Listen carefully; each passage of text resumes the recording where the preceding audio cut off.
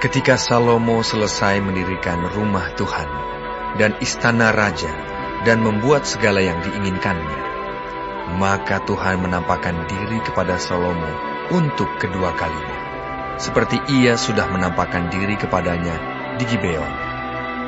Firman Tuhan kepadanya, "Telah kudengar doa dan permohonanmu yang kau sampaikan ke hadapanku. Aku telah menguduskan rumah yang kau dirikan ini untuk membuat namaku tinggal di situ sampai selama-lamanya. Maka mataku dan hatiku akan ada di situ sepanjang masa. Mengenai engkau, jika engkau hidup di hadapanku sama seperti Daud ayahmu, dengan tulus hati dan dengan benar, dan berbuat sesuai dengan segala yang kuperintahkan kepadamu. Dan jika engkau tetap mengikuti segala ketetapan dan peraturanku, maka aku akan meneguhkan tahta kerajaanmu atas Israel untuk selama-lamanya, seperti yang telah kujanjikan kepada Daud ayahmu, dengan berkata, keturunanmu takkan terputus dari tahta kerajaan Israel. Tetapi jika kamu ini dan anak-anakmu berbalik daripadaku, dan tidak berpegang pada segala perintah dan ketetapanku yang telah kuberikan kepadamu, dan pergi beribadah kepada Allah lain dan sujud menyembah kepadanya, maka aku akan melenyapkan orang Israel dari atas tanah yang telah kuberikan kepada mereka, dan rumah yang telah kukuduskan bagi namaku itu akan kubuang dari hadapanku. Maka Israel akan menjadi kiasan dan sindiran di antara segala bangsa, dan rumah ini akan menjadi reruntuhan, sehingga setiap orang yang lewat akan tertegun, bersuit dan berkata, apakah sebabnya Tuhan berbuat yang demikian kepada negeri ini dan kepada rumah ini? Maka orang akan berkata, sebab mereka meninggalkan Tuhan Allah mereka, yang membawa nenek moyang mereka keluar dari tanah Mesir, dan sebab mereka berpegang pada Allah lain, dan sujud menyembah kepadanya, dan beribadah kepadanya. Itulah sebabnya Tuhan mendatangkan segala malapetaka ini ke atas mereka. Setelah lewat 20 tahun, selesailah Salomo mendirikan kedua rumah itu, yakni rumah Tuhan dan istana raja. Oleh karena Hiram, Raja Tirus, telah membantu Salomo dengan kayu aras, kayu sanobar, dan emas, sebanyak yang dikehendakinya, maka pada waktu itu Raja Salomo memberikan kepada Hiram 20 kota di negeri Galilea.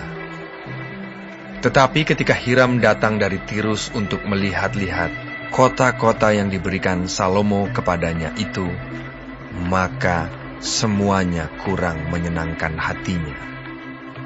Sebab itu ia berkata, macam apakah kota-kota yang telah kau berikan kepadaku ini, hai saudaraku?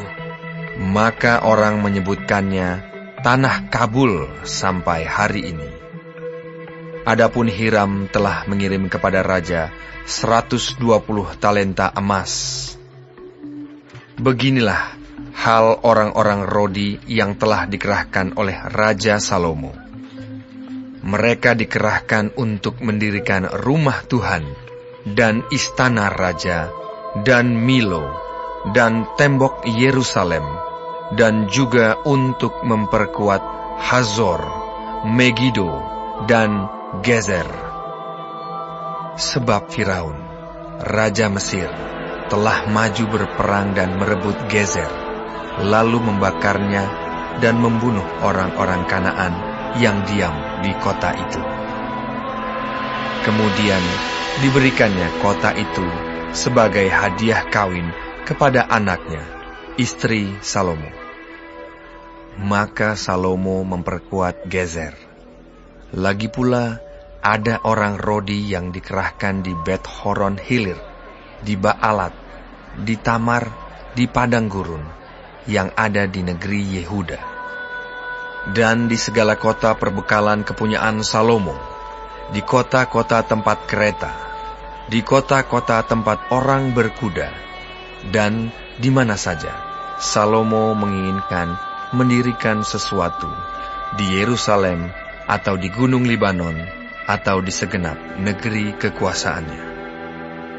Semua orang yang masih tinggal dari orang Amori, orang Het, orang Feris, orang Hewi, dan orang Yebus, yang tidak termasuk orang Israel, yakni mereka yang masih tinggal di negeri itu, dari keturunan bangsa-bangsa itu, dan yang tidak dapat ditumpas oleh orang Israel, merekalah yang dikerahkan Salomo untuk menjadi budak Rodi. Demikianlah mereka sampai hari ini. Tetapi orang Israel tidak ada yang dijadikan budak oleh Salomo, melainkan mereka menjadi prajurit, pegawai, pembesar, perwira, atau panglima atas pasukan kereta dan pasukan berkuda. Inilah pemimpin-pemimpin umum yang mengepalai pekerjaan Salomo. 550 orang memerintah rakyat yang melakukan pekerjaan itu. Segera sesudah anak Firaun pindah dari kota Daud ke rumah yang telah didirikan Salomo baginya, Salomo pun mendirikan Milo. 3 kali setahun Salomo mempersembahkan korban-korban bakaran dan korban-korban keselamatan di atas mezbah yang didirikannya bagi Tuhan, dan ia membakar korban api-apiannya di hadapan Tuhan. Demikianlah ia menyelesaikan rumah itu. Raja Salomo membuat juga kapal-kapal di Ezion Geber yang ada di dekat Elot, di tepi laut Teberau, di tanah Edom. Dengan kapal-kapal itu, Hiram mengirim anak buahnya, yaitu anak-anak kapal yang tahu tentang laut, menyertai anak buah Salomo. Mereka sampai ke Ofir, dan dari sana mereka mengambil 420 talenta emas yang mereka bawa kepada Raja Salomo.